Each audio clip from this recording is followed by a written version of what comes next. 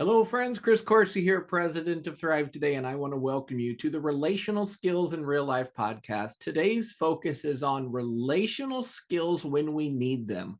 So, how do we access relational skills not only on the good days, but in the bad days, in the hard times, in times of pressure and strain, in times of conflict, in times of relationship ruptures? How do we access relational skills? And friend, the good news is, with a little bit of practice, we can insert relational skills into the fabric of our character.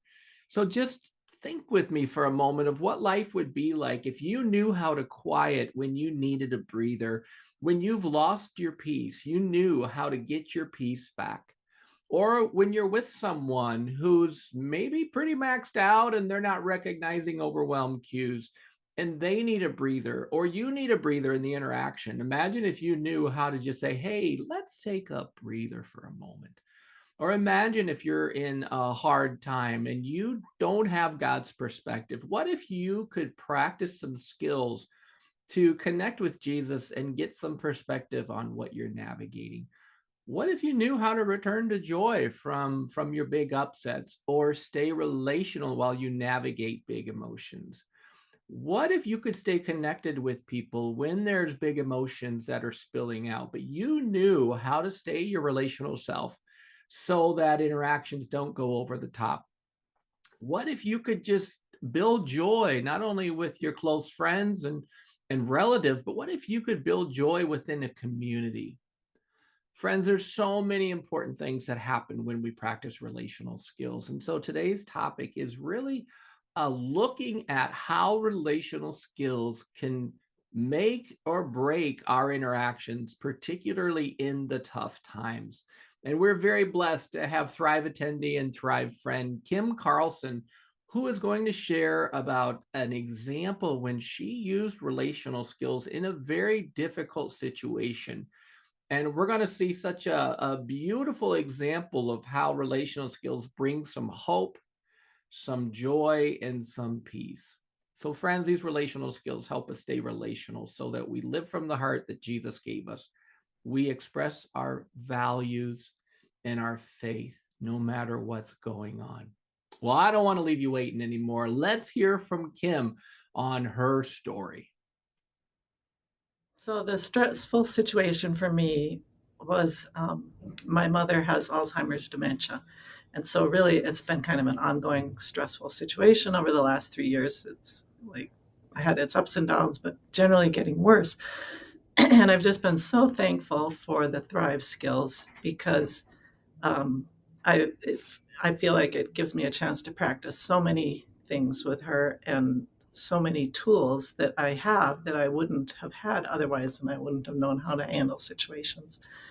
So, some of them are just as simple as like bringing joy into her life, remembering to smile and bring joy, which wasn't necessarily something we always did. So that's been really a blessing. A lot of quieting, bringing quiet into her life when she gets agitated or upset. There's been so many big emotions that have come up for her, and just knowing kind of how to respond to those in a healthy way, how to help bring her back into a peaceful state, and myself at the same time has been such a blessing. And so I wanted to give like one special example was recently she's been very agitated and anxious. And one day in particular, when I was there with her, visiting her, she was just, you could just see she was keyed up. Her face was just full of fear and anxiety, and she didn't know why, but she just couldn't calm down.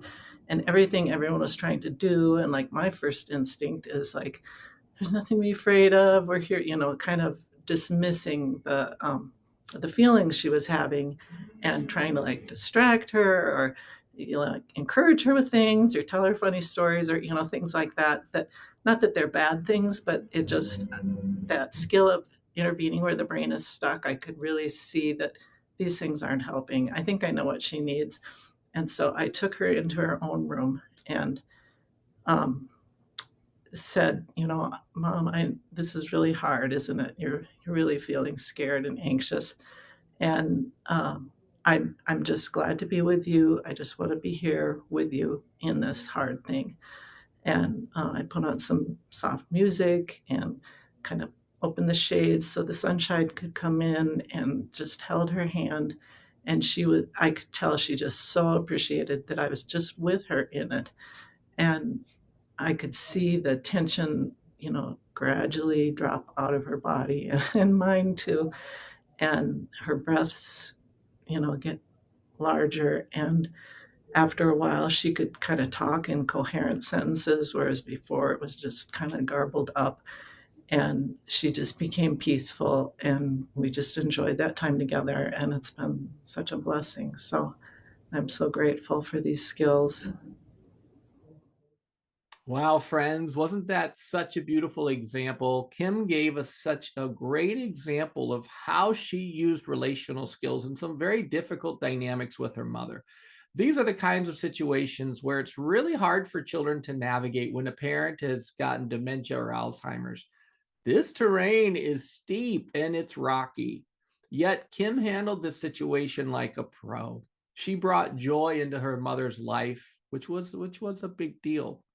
She helped to quiet and calm herself so that she could stay relational and even help her mom better be able to navigate what she was feeling with those big emotions and reactions. So Kim was able to stay anchored in the storm. And you see, this had a direct effect on her mother and how her mother was doing.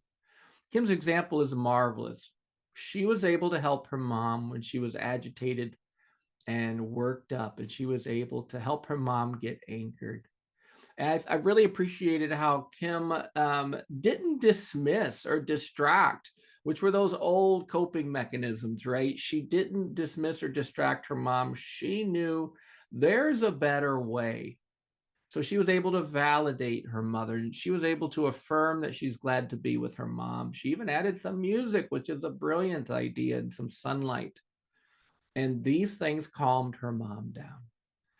Just imagine following Kim's example that you too can be that source of life and joy and blessing with your loved ones, with your friends, with your coworkers. Friends, we all have storms that we're navigating in our lives and our relationships, and Kim's story can be your story. The key here is getting trained so that you have the ability to access relational skills, and your brain knows what to do when big troubles arise and big challenges are in your midst. You can know what to do, friends. And so this is good news. And I pray that today is the day that starts some of the joy growing in your life. And friends, you know what? We do a lot of relational skills training events. We have a couple of Thrive trainings scheduled for next year in 2025. This is really where you can jumpstart your skills. Never heard anyone come to Thrive and regret coming to the training. Friends, in 23 years of running these trainings, it's been just a remarkable thing to watch people come and learn skills and leave feeling like they've gotten some charge in their battery. And you know what? Maybe this isn't the time for Thrive. We have books and resources. You can go to our website at Thrive Today and learn more about what you need to take your relational skills to the next level.